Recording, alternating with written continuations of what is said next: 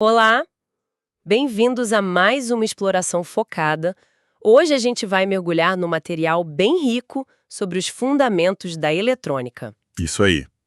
A ideia é entender como as coisas funcionam por dentro, sabe? Um conhecimento útil para quem é curioso e, claro, para quem está aprendendo mesmo, para fins didáticos. Exato. Nossa missão aqui é desmistificar alguns componentes-chave e como eles interagem. Perfeito. E tudo começa, com o básico da eletricidade: tensão, corrente e resistência. O material relembra isso bem. Ah, sim. A tensão, em volts, é tipo a pressão que empurra os elétrons. A corrente, em amperes, é o fluxo deles. O movimento. Isso.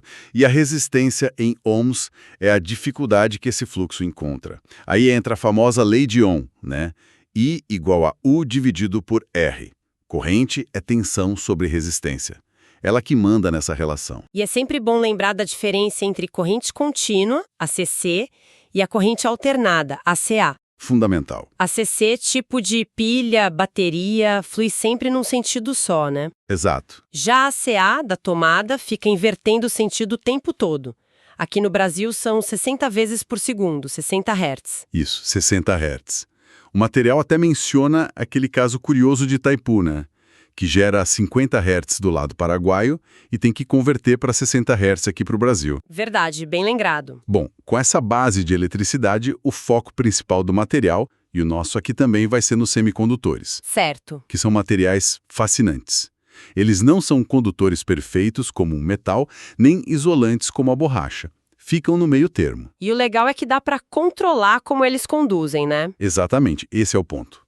Eles são a alma, digamos, de componentes como diodos e transistores. Ok, então vamos começar a abrir essa caixa. Começando pelos diodos. Vamos lá.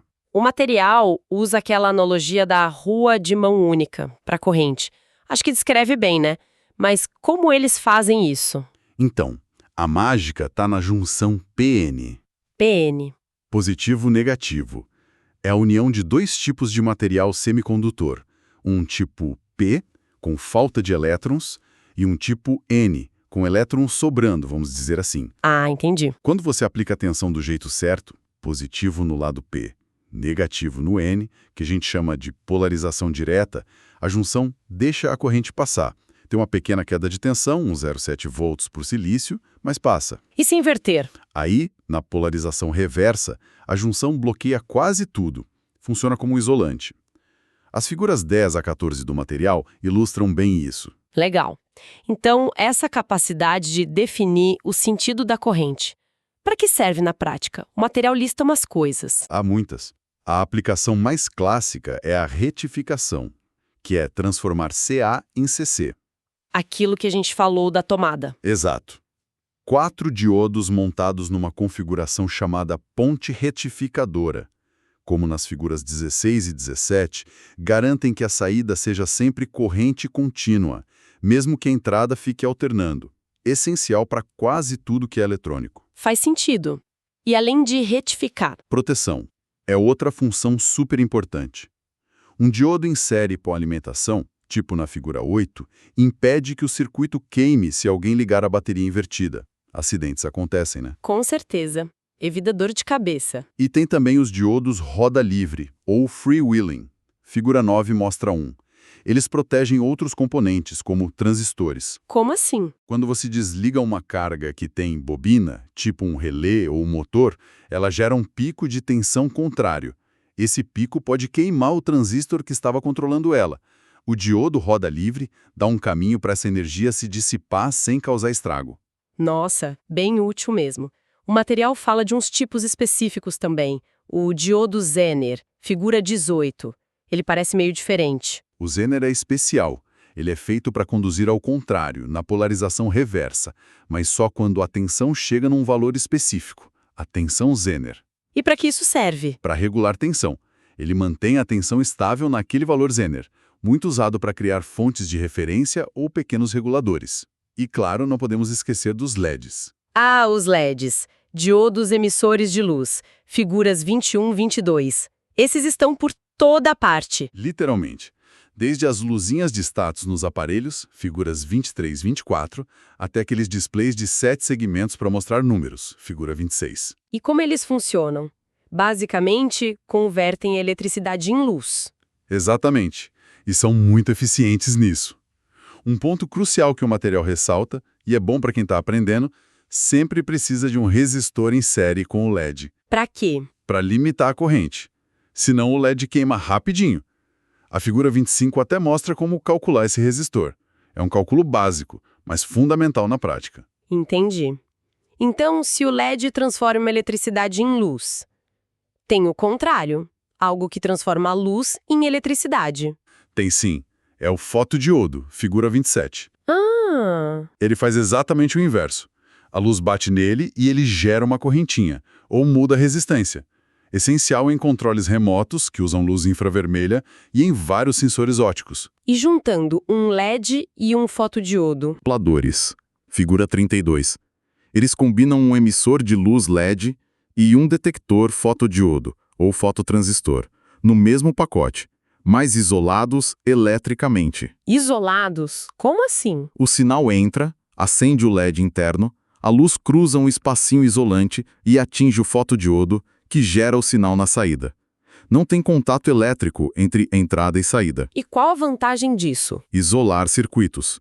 Muito bom para proteger um circuito sensível de um circuito de alta tensão ou ruidoso. O sinal passa como luz, sem contato elétrico. Que interessante. Bom, saindo dos diodos, o próximo passo na complexidade parece que são os transistores, né? Exato. O material diz que eles são cruciais para acionamentos, principalmente quando um sinal fraquinho precisa controlar algo mais parrudo. Correto. O tipo mais comum, o bipolar ou TBJOC, pode ser NPN ou PNP. Como na figura 37, funciona mais ou menos como uma torneira eletrônica. Uma torneira. É. Uma corrente pequena aplicada num terminal, a base, controla um fluxo muito maior de corrente entre outros dois, o coletor e o emissor. Ah, então ele amplifica a corrente. Isso! Essa capacidade de amplificação é o ganho do transistor, o beta. B. Ele diz quantas vezes a corrente de saída é maior que a corrente de controle na base. E como isso é usado pensando na mecatrônica, por exemplo, que é um foco didático aqui? Uma das aplicações mais importantes é usar o transistor como chave. Chave eletrônica. Liga e desliga. Exatamente. Ou ele está totalmente ligado, saturado, deixando passar o máximo de corrente possível, ou totalmente desligado, no corte, bloqueando a corrente. E por que isso é útil? Imagina um microcontrolador. Ele trabalha com tensão baixa, 5 volts, e fornece pouca corrente na saída. Mas você quer ligar um relé que precisa de, 24 volts e mais corrente. O microcontrolador não aguenta direito. Não mesmo. Aí entra o transistor como chave. O sinal fraco do microcontrolador vai na base do transistor e controla o fluxo de corrente para o relé de 24 volts. As figuras 42 e 43 mostram bem essa ideia. Ah, agora faz sentido. E nessas figuras o material enfatiza duas coisas: o resistor na base e aquele diodo em paralelo com a carga, o D1. Sim, são cuidados essenciais no projeto. O resistor de base é para limitar a corrente que entra na base. Ele garante que o transistor funcione direitinho como chave, saturando ou cortando. E protege tanto o transistor quanto a saída do microcontrolador. E o diodo? É o nosso amigo diodo roda livre de novo. Indispensável quando a carga é indutiva, como um relé ou motor. Ele absorve aquele pico de tensão reverso quando desliga a carga, protegendo o transistor. Sem ele, o transistor pode queimar. Entendi. Proteção é fundamental. O material cita outros tipos também. Darlington MOSFETs. Sim, o Darlington, figura 49, é basicamente um par de transistores bipolares ligados juntos para conseguir um ganho beta bem alto, útil quando precisa de muita amplificação de corrente. E os MOSFETs? Figuras 50, 51, 52? Os MOSFETs são outra família muito importante. Transistor de efeito de campo metal óxido semicondutor. A grande diferença é que eles são controlados por tensão aplicada no terminal chamado gate, ou porta, não por corrente como os bipolares. controlados por tensão. E qual a vantagem? A corrente que o gate precisa é praticamente zero. Isso os torna muito eficientes, não desperdiçam energia do circuito de controle. E os MOSFETs de potência costumam chavear correntes altas com menos perda de energia do que os bipolares equivalentes. Menos aquecimento, então. Fontes chaveadas, essas coisas. Legal. E o material dá umas dicas práticas, né? Tipo, onde ligar a carga. Sim, dicas importantes para quem está começando. Geralmente a carga vai no coletor, no bipolar, ou no dreno, no MOSFET. E nunca ligar a base ou gate direto na alimentação ou no terra, sem um resistor para limitar a corrente ou proteger. Figura 59 alerta sobre isso. Ótimo. Então entendemos os diodos, os transistores. O material segue para os sensores, que seriam os sentidos dos sistemas, né? Capturando informações do mundo real. Perfeito. Essa é a função. Sensores são transdutores.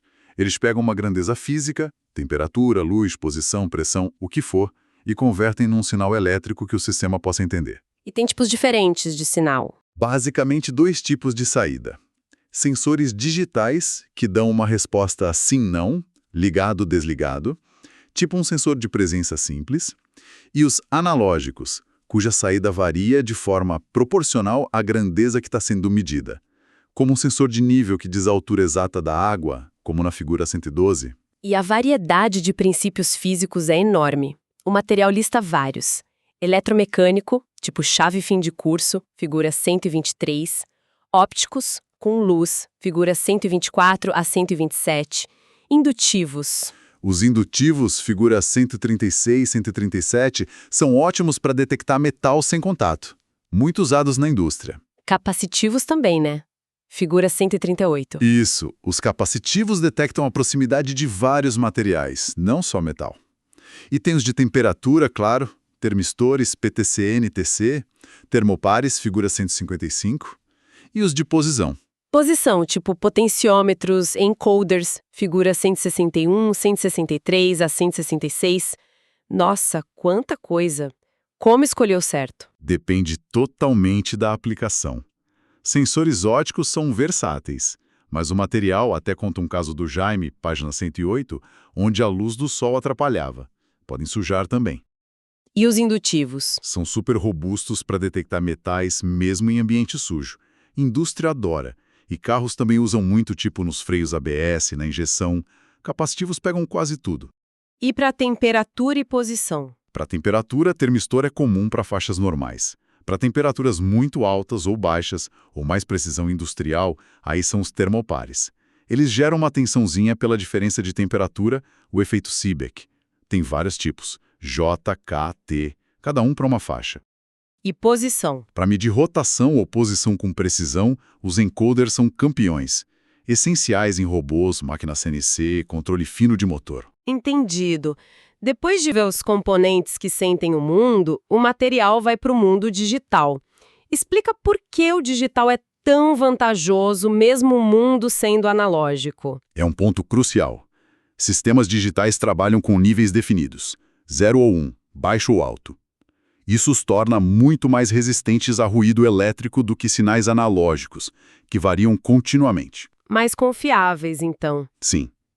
E como diz o material, seção 4.1, é geralmente mais fácil projetar, guardar informação e programar sistemas digitais. A base matemática é a álgebra booleana, com as operações e ou não, tabela 6.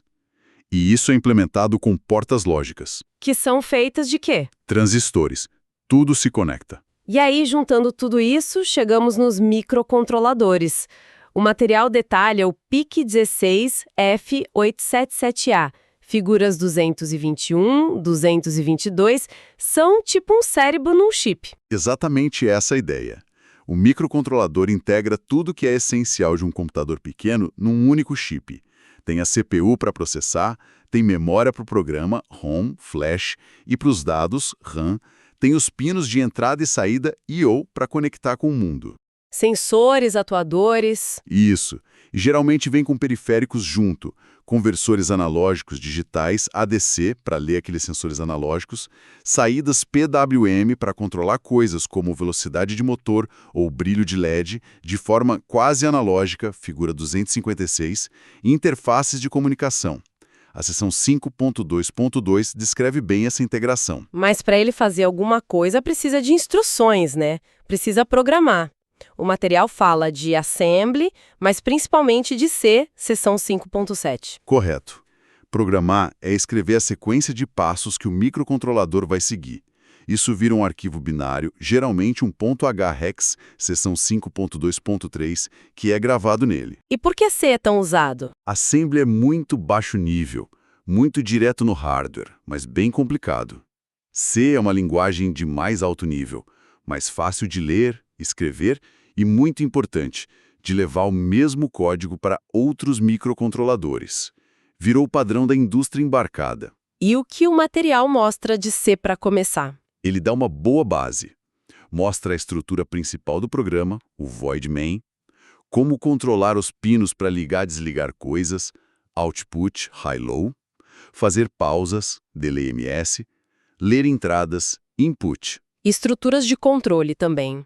If, while. Sim, if para tomar decisões, while e for para repetir tarefas, fala de variáveis, tipos de dados, tabela 26, como criar funções para organizar o código, até como usar printf para mandar informação para fora e como usar os periféricos ADC e PWM.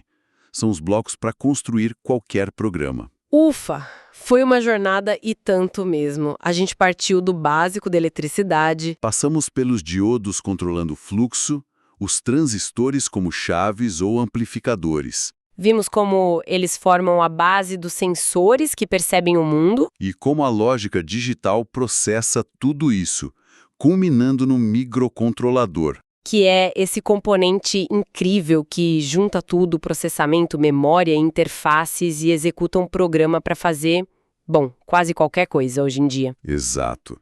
Desde a máquina de lavar até um sistema industrial complexo. O material que a gente analisou dá uma base muito sólida para entender esses blocos construtivos da eletrônica moderna. É um ótimo ponto de partida didático. É realmente fascinante pensar que esses componentes tão pequenos, fazendo coisas relativamente simples como ligar, desligar ou amplificar, quando são combinados aos milhões, bilhões num único chip, criam toda a complexidade e capacidade que a gente vê nos nossos dispositivos. É verdade. Fica até uma reflexão, né? Como será que essa organização inteligente de tantas unidades básicas consegue escalar para gerar coisas como inteligência artificial, gráficos super complexos, todo esse poder de processamento que parece não ter limite? Essa é a beleza e o desafio constante da microeletrônica e da computação, né? A capacidade de integrar e orquestrar esses elementos de formas cada vez mais geniais abre portas para o futuro. Sempre tem mais para a gente descobrir e explorar nesses sistemas.